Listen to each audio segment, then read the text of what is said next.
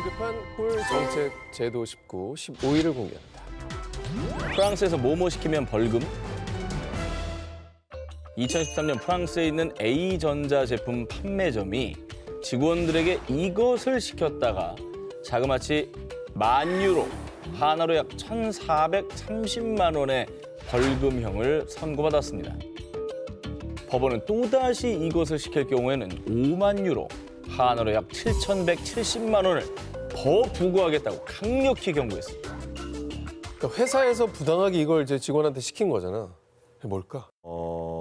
영어로만 말하는 틀렸습니다. A 기업에게 벌금이 부과된 이유는 바로 직원들에게 야근을 시켰기 때문입니다. 야. 1993년 유럽연합 EU에서 평균 48시간을 초과해 근무할 수 없다는 노동법 입법 지침을 만든 뒤 프랑스는 2000년부터 파격적으로 주 35시간 근무제를 시행, 시간 외 근무를 엄격하게 금지하는 문화가 정착돼 왔습니다. 그리고 프랑스 노동법은 회사가 별도의 복지 후생을 제공하지 않거나 국가 경제 활동을 유지하기 위해 필요하다고 인정되지 않을 경우 오후 9시부터 오전 6시까지는 직원들에게 일을 시키지 못하도록 법으로 규정, 직원들의 워라밸을 철저히 보장하고 있다고 합니다. 여기는 회사가 벌금 안 내려고 직원들 야 빨리 나가, 야 나가 이렇게 해야 돼. 그렇지. 야 너 지금 뭐 하는 거야? 지금 컴퓨터 안 꺼? 어, 그럼 우리 지금 벌금 나온다고? 이렇게 해야 되는 나라인 거지. 그렇지. 그뿐이 아닙니다. 프랑스에서는 직원 50명 이상의 회사라면 주말에 일하는 것도 불법입니다. 고용주가 최대 3년의 징역형에 처할 수 있을 정도로 그렇죠. 주말 근무 또한 고도로 규제하고 있습니다. 이에 프랑스 노동자들은 직장 생활을 하면서도 가족과 보낼 수 있는 시간이 많아서 너무 만족해요. 보는 시각에 따라서 다르겠네요. 어떤 사람들은 이거 이렇게 해서 회사가 돌아가냐. 뭐 국가의 경제적인 손실이 있는 거 아니냐. 이렇게 역시 보는 사람들도 고용주 있겠어요. 입장이구만, 한 기자님은. 고용주 입장이 아니라 그렇게 보는 사람 분명히 있을 어허. 거다 이거지. 지난해 나쁜 경영 이유로 뽑히셨다고요? 무슨 나쁜 경영이야. 프랑스는 주 35시간 도입에도 국내 총 생산량 GDP와 1인당 국민 총소득 GNI 모두 세계 7위입니다. 그리고 프랑스 정치인 이안 프로사는요. 프랑스의 억만장자가 지난 10년 동안 3배나 증가했습니다. 더 많은 부를 창출하기 위해 더 많이 일해야 한다는 것. 프랑스인들에게 모욕적인 말입니다. 라고 밝혔다고 합니다. 요즘에는 워라밸, 일과 삶의 균형을 중시하는 사람들이 많아졌는데요. 보다 효율적으로 일하고 모두의 일상이 존중받는 사회, 지금보다 더 만연하게 되길 바랍니다. 뭐뭐도 회사가 책임진다. 국내 한 구직 사이트에서 회사에 생겼으면 하는 복지에 대해 설문조사를 실시했습니다. 저런 반응이구나. 네. 저런 것들이 이제 언급이 됐죠. 역시 주 4일 근무를 따라갈 게 없죠. 예, 우리 다 직장 생활 했었으니까. 저는 제일 공감되는 게 주 4일 근무랑 점심 2시간이에요. 점심도 너무 짧아. 자, 그런데 직장인들이 얼른 도입 좀 외치게 만드는 꿈의 복지 제도를 도입한 회사가요, 현실에 존재했습니다. 일본의 한 PR 회사에 다니는 쇼타. 그는 오랫동안 짝사랑한 고향 친구에게 고백할 날만을 기다렸는데요. 고백을 위해서 회사의 이 제도를 이용. 아침부터 설레는 마음을 가득 안고 벌써부터 결혼하는 상상까지 해봤지만 고백 끝에 돌아온 대답은요. 쇼타, 역시 우린 좋은 친구로 지내는 게 좋겠어. 그렇게 다시 회사로 복귀할 수밖에 없었던 쇼타. 출근의 고통과 맞먹는 시련의 아픔으로 도저히 일이 손에 안 잡히던 그는 상사를 찾아갔습니다. 도저히 일을 못 하겠어요. 저 그거 신청할게요. 뭘 신청한 거죠? 쇼타가 고백할 때 한 번, 실현당하고 한 번, 2번이나 신청한 회사 내 복지제도의 정체는 바로 연애 승부휴가와 실현휴가입니다. 오호.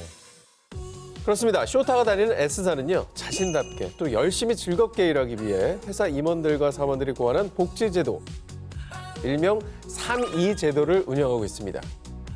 이 3이 제도 중에 단연 화제가 된 것은 쇼타가 사용한 2개의 휴가. 좋아하는 사람에게 고백하거나 데이트나 프로포즈 준비를 위한 연애 승부 휴가, 그리고 연애에 실패했을 때 쓸 수 있는 실현 휴가인데요. 신청할 때 상사와 인사과에서만 알고요. 다른 사원들은 어떤 일로 이 쇼타가 휴가를 갔는지 알 수 없기 때문에 사생활도 보장. 그렇다면 사원의 연애까지 책임지는 연애 승부 휴가와 실현 휴가는 왜 탄생했느냐? 일이 손에 잡히지 않을 정도의 연애는 인생의 양식이 되죠. 그리고 사생활에서 충실하면 일에서도 충실하게 된다고 믿어요. 실제로요, 연애 승부 휴가로 프로포즈에 성공해 결혼에 골인한 사원도 있었고요. 이 휴가로 사랑 고백에 성공해 원거리 연애 중인 사원까지. 저거 100% 제도 제안한 사람이 큰 시련의 아픔이 있었던 사람인 것 같아요. 그러니까 내가 이 아픔을 아니까 뭐 그냥 하루 이틀 있어도 일을 제대로 못 하겠는 거야. 그래, 이게 뭐 필요하다. 사랑을 쟁취한 자가 일도 잘한다. 전국의 사장님들 좀 보시고요. 도입 한번 검토해 주시길 부탁드리겠습니다. 도입이 시급한 꿀 정책 제도 19 12위를 공개합니다. 학교에서 모모 보장. 자, 이 모습은 중국의 학교에서 흔히 볼 수 있는 풍경이라고 합니다. 저건 일부러 잘하고 하는 건가? 어떻게 저렇게 전원이 다 잘 수 있죠? 이 학생들은 중국 대부분의 학교에서 시행하고 있는 이 제도를 열심히 수행 중인 모습입니다. 바로 우지아오라고 불리는 낮잠 문화. 오. 중국의 초등학교는 물론 중고등학교까지 성장기 학생들이 점심시간 이후 40분에서 1시간 정도 낮잠 시간을 갖는 낮잠 문화가 있다고 합니다. 이야, 이런 게 있었어요? 점심 먹고 졸음이 쏟아질 때 진짜 꿀잠 잘 수 있어요. 낮잠 시간 이후에는 아이들 눈이 더 똘망똘망하고 집중도 잘하는 것 같아요. 수면 시간 보장은 물론이요. 수면의 질까지 고려해서 중국의 일부 학교들은 편안하게 누울 수 있게 리클라이너와 베개, 이불까지 제공해 꿀잠 자기의 안성맞춤의 환경을 조성해 준다고 합니다. 우리도 공부해봐서 알잖아요. 낮잠 한 30분만 자도 아예 맞아요. 이후가 너무 달라. 확 돌아와. 완전 좋지. 중국의 일부 대학에서는 시간표에 낮잠 시간이 포함. 또 일부 회사들은 점심시간을 낮 12시부터 2시까지로 설정. 식사 후 낮잠 자는 걸 권장한다고 합니다. 봄날의 낮잠은 꿀보다 달콤하다라는 속담이 있을 정도로 중국 사람들은 낮잠이 학업이나 업무의 효율성을 위해 필수적인 것이라고 생각하는데요. 실제로 하루 1시간 정도 낮잠을 자면 정신적 스트레스가 해소되고 업무 수행 능력과 집중력이 더 향상된다고 합니다. 졸린 채로 그냥 이도저도 못하느니 잠깐 자는 게 훨씬 좋습니다. 국가의 사명을 짊어진 학생들. 학생들의 꿀잠이 곧 나라의 꿀 미래가 될 수 있습니다. 재충전 100% 모모 휴가. 지난 2022 세계 축구대회 독일과 일본의 조별리그 당시 한 일본 관객의 모습이 화제가 됐습니다. 야, 2주간 휴가를 줬나 보네요. 일본 팀 응원 문구인 줄 알았더니 네. 상사에 대해 감사 메시지를 전하고 있더라고요. 관중석의 남성은요, 친애하는 보스, 2주 동안 휴가 보내주셔서 감사합니다 라고 적힌 종이를 들고 공개적으로 휴가를 준 사장님께 감사를 표했는데요. 자, 이처럼 직장인들에게는 2주간의 휴가도 쉽지 않은 게 현실. 직장 상사 눈치 보며 겨우 낸 연차, 또 1년에 한 번뿐인 일주일 여름 휴가. 사실 뭐 멀리 해외여행이라도 다녀오려면 촉박한 게 사실입니다. 그런데 이 리투아니아에서는요, 이런 걱정하실 필요가 없습니다. 리투아니아 직장인들의 휴가는 일주일도 아닌, 한 달도 아닌, 무려 1년. 이른바 안식년 휴가가 있다고 합니다. 1년 뒤에 돌아가면은 내 책상이 있습니까? 그게 핵심이죠? 예, 있어요. 아, 있어요? 있습니다. 오. 그것도 궁금하지만 그 1년 동안 월급은 나옵니까? 오. 퇴사 수순 아니고요. 또 이게 무조건 무급도 아닙니다. 자, 먼저 2014년 미 스탠퍼드대 연구팀의 발표에 따르면요. 총 근로 시간이 같다면 휴일을 보장하는 게 생산성이 더 높습니다. 자, 그리고 여러 연구들에서 근무 시간이 길어지면 근로자들의 노동 생산성이 떨어진다는 연구 결과가 나왔는데요. 그래서 리투아니아 기업들은 사규에 따라 차이는 있지만 주로 장기 근속자에 한해 보수 및 휴가 기간을 합의해서 안식년 휴가를 제공한다고 합니다. 실제로 리투아니아의 IT 기업인 H사의 한 직원이 이 안식년 휴가를 사용. 이처럼 개인적인 여행을 하거나 업무 관련 박람회에 참석하며 자기 개발을 하고 봉사활동을 하는 등 1년 동안 다양한 경험을 하며 안식년 휴가를 보낸다고 합니다. 현재 국내 일부 기업들도 이 같은 장기 휴가 제도를 도입하는 추세인데요. 쉴 땐 쉬고 일할 땐 일합시다. 직장인들의 번아웃 방지, 확실한 효율을 위해 1년 휴가 제도 도입을 적극 지지해봅니다. 인도 학생들의 모모 금지. 2015년 인도 서부 마하라슈트라주 한 학교의 모습입니다. 자자 얘들아, 한 명씩 저울 앞에 줄 서. 무말, 너는 저번부터 너무 무거운 거 아니니? 일단 저쪽 가서 서 있거라. 아유, 선생님. 한 번만 다시 재보면 안 돼요?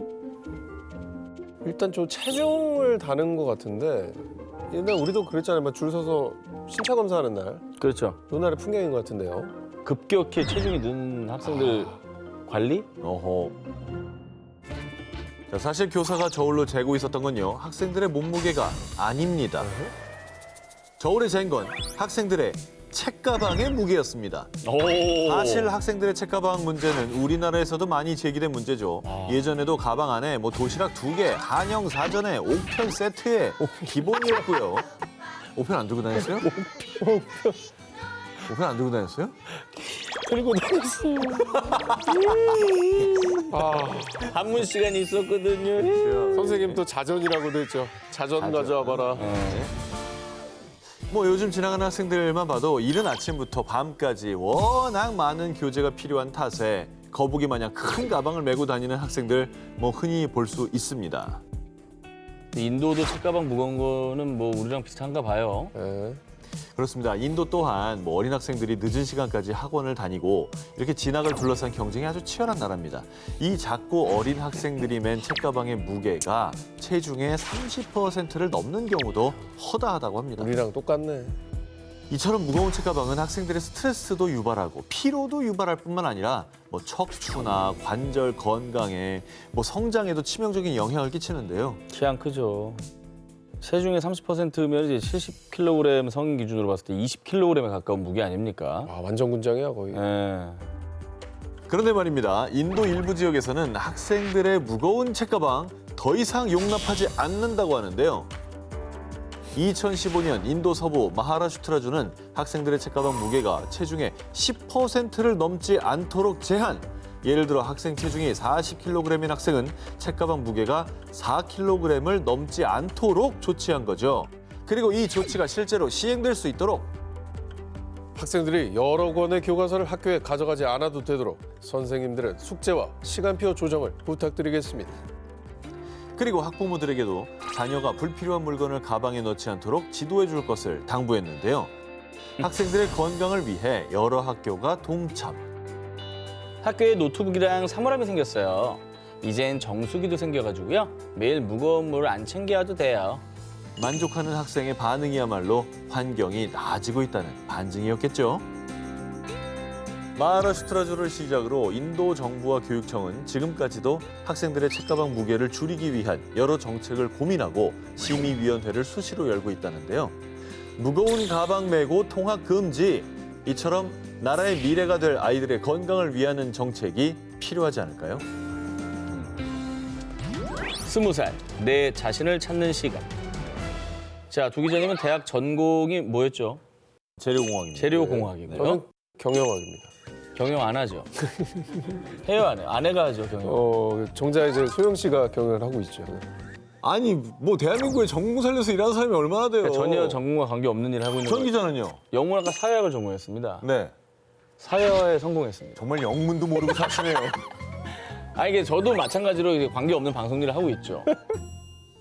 자, 우리는 대부분 12년간 열심히 학교에서 공부하다가 고3 때 대학 전공을 선택하죠. 그리고 대학에 입학을 합니다. 하지만 우리들처럼 이 길이 나한테 맞는 걸까 고민하는 새내기들 분명히 많을 겁니다. 그래서 저는 이 제도가 하루빨리 국내에 도입돼야 한다고 봅니다. 바로 대학 입학을 1년간 연기하는 갭 이어 제도.